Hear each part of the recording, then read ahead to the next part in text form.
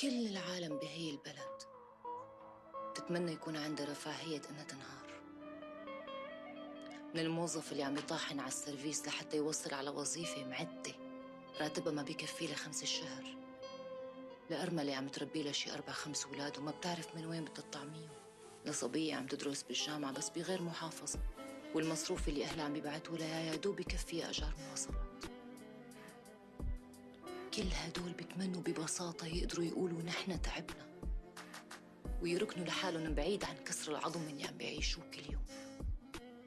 بس ما بيستسلموا، بتعرف ليش؟ لأنه بيعرفوا إنه الانبطاح لهي الدنيا لا يمكن يكون هو الحل.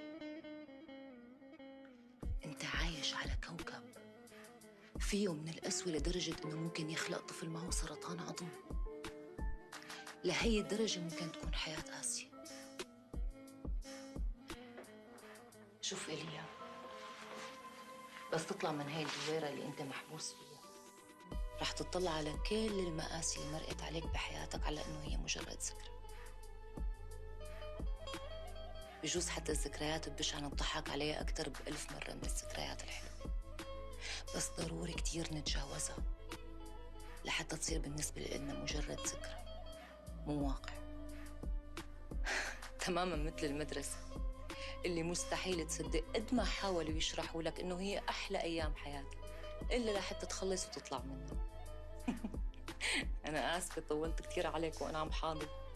يا ريت فيني طبق اللي عم بقول لك إياه، بس يعني عم بحاول طبق شوي منه. باي مع القهوة.